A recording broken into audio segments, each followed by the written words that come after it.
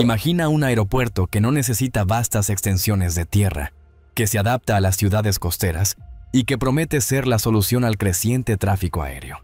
Suena ambicioso, ¿verdad? La idea de los aeropuertos flotantes ha fascinado a ingenieros y urbanistas durante décadas, ofreciendo una aparente salida a la escasez de espacio. Pero, ¿qué pasa cuando esa solución innovadora comienza a hundirse, literalmente? El caso del Aeropuerto Internacional de Kansai en Japón, construido sobre una isla artificial, es un recordatorio contundente de que incluso las hazañas de ingeniería más impresionantes pueden enfrentar desafíos imprevistos. A medida que Kansai se hunde, la pregunta es inevitable. ¿Son los aeropuertos flotantes una genialidad o un error costoso que la humanidad no puede permitirse repetir? Hoy trataremos de responder esa pregunta. Estás en Macroproyectos TV, donde lo imposible se diseña, se construye y se cuenta. Suscríbete y sigamos viajando por lo extraordinario. Imagínate aterrizar en un aeropuerto construido no sobre tierra firme, sino flotando en medio del océano. Parece una escena sacada de una película de ciencia ficción, pero ya es una realidad, al menos parcialmente. El Aeropuerto Internacional de Kansai, en Japón, es uno de los pocos ejemplos de esta ingeniería audaz. Un aeropuerto construido en una isla artificial en la bahía de Osaka, concebido como una solución innovadora a la falta de espacio terrestre y al crecimiento urbano descontrolado. Pero hoy, casi 30 años después de su inauguración, Kansai es también una advertencia. El suelo marino donde se asienta la estructura se está hundiendo más rápido de lo previsto, y con ello, ha despertado una enorme pregunta. ¿Los aeropuertos flotantes son realmente el futuro? ¿O son un error demasiado caro y peligroso de repetir? Cuando fue inaugurado en 1994, el aeropuerto de Kansai fue aclamado como una maravilla tecnológica.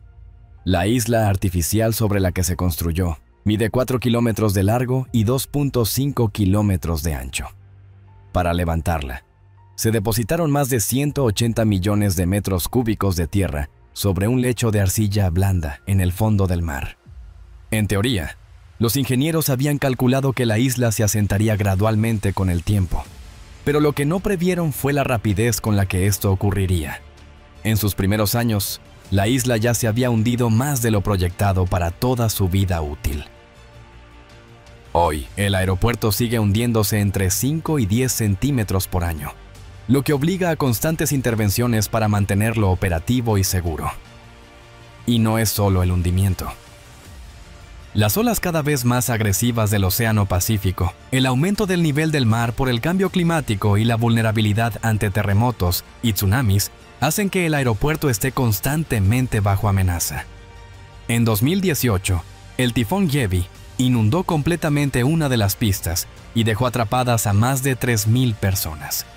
La imagen de un aeropuerto moderno convertido en isla aislada y paralizada por el agua se volvió viral. En un país con tanta experiencia en desastres naturales, este evento fue un recordatorio brutal de lo vulnerables que pueden ser estas megaestructuras frente a la fuerza incontrolable del mar. Pero aquí es donde entra la parte fascinante. A pesar de estos desafíos, muchos ingenieros aún consideran que los aeropuertos flotantes o construidos sobre islas artificiales no solo son viables, sino necesarios. Ciudades como Hong Kong, con su aeropuerto de Chek Lap Kok, también construido sobre terreno ganado al mar, o Doha en Qatar, están apostando por estas soluciones porque, simplemente, no hay espacio suficiente en tierra firme para instalaciones aeroportuarias a gran escala. La población mundial sigue creciendo, el turismo internacional se expande y la presión sobre las infraestructuras urbanas no hace más que aumentar. ¿Qué otra opción queda cuando no hay tierra disponible? La opción de los aeropuertos flotantes responde a esta presión de crecimiento. En teoría, pueden construirse donde se necesiten, sin expropiaciones, sin afectar comunidades urbanas y con un control más directo sobre el diseño del terreno. Además, algunos argumentan que, en un futuro donde el nivel del mar seguirá subiendo, desarrollar tecnología capaz de operar infraestructuras clave sobre el agua podría ser no solo innovador, sino necesario para la supervivencia. Sin embargo, Cada argumento a favor viene con su contraparte. Los costos de construcción de estos proyectos son astronómicos. El aeropuerto de Kansai costó más de $20,000 millones. Y eso sin contar el mantenimiento perpetuo que requiere, bombas de agua, refuerzos, trabajos de cimentación constantes. ¿Es sostenible invertir tantos recursos en una obra que está en lucha constante contra la naturaleza? La respuesta no es sencilla. Además, está el impacto ambiental. Construir sobre el mar implica alterar ecosistemas marinos, cambiar patrones de corrientes, destruir hábitats. En el caso de Kansai, las consecuencias sobre la vida marina fueron significativas. Aunque se tomaron medidas de mitigación, nunca se puede replicar por completo lo que la naturaleza construyó en millones de años. ¿Queremos realmente comprometer los océanos, uno de los pocos sistemas naturales que todavía mantienen equilibrio, solo por ganar más espacio? Los defensores de esta tecnología señalan que se puede mejorar. Argumentan que Kansai fue un experimento temprano, con tecnología de los años 80 y 90. Hoy, con modelado tridimensional avanzado, inteligencia artificial y mejores materiales, podríamos crear islas artificiales mucho más estables, resistentes al clima y adaptables al entorno marino. Algunos prototipos incluso exploran la idea de islas móviles o aeropuertos modulares que puedan ser reubicados según el comportamiento del océano. La ciencia ha avanzado mucho desde entonces, pero la pregunta sigue en el aire. ¿El avance tecnológico es suficiente para corregir lo que Kansai no pudo prever? Tomemos un segundo para pensar más allá del caso de Kansai. ¿Y si el problema no es la idea, sino su ejecución? Varios expertos coinciden en que uno de los mayores fallos del aeropuerto japonés fue subestimar el comportamiento del suelo marino. Al construir sobre arcilla blanda, sabían que el terreno se hundiría, pero no imaginaron que lo haría tan rápido y de forma tan irregular. Hoy sabemos que existen tecnologías más eficaces para hacer estudios geotécnicos mucho más precisos, con sensores en tiempo real que monitorean cada milímetro de desplazamiento. En otras palabras, hoy podríamos anticipar y corregir fallos antes de que se conviertan en problemas graves. Y aunque muchos detractores aseguran que es inviable hacer aeropuertos flotantes en otras partes del mundo, hay proyectos emergentes que intentan desafiar esa idea. Por ejemplo, en Países Bajos, el país que literalmente le ha robado tierra al mar durante siglos, ya se están desarrollando estructuras modulares flotantes para usos urbanos e industriales. ¿Por qué no pensar que un aeropuerto entero también podría flotar, no sobre una isla rellena, sino sobre estructuras flotantes reales? Esta sería una nueva categoría. Aeropuertos móviles, adaptables, tal vez incluso autosuficientes en energía gracias a paneles solares y turbinas eólicas integradas. A esto se suma la presión política y social. Las grandes ciudades del mundo enfrentan crecientes restricciones para expandirse. Construir un nuevo aeropuerto en tierra firme requiere negociar con múltiples actores, comprar tierras, enfrentar oposición de comunidades, conflictos legales y años de trámites burocráticos. En cambio, levantar una estructura sobre el mar, aunque costosa, permite sortear muchas de estas barreras.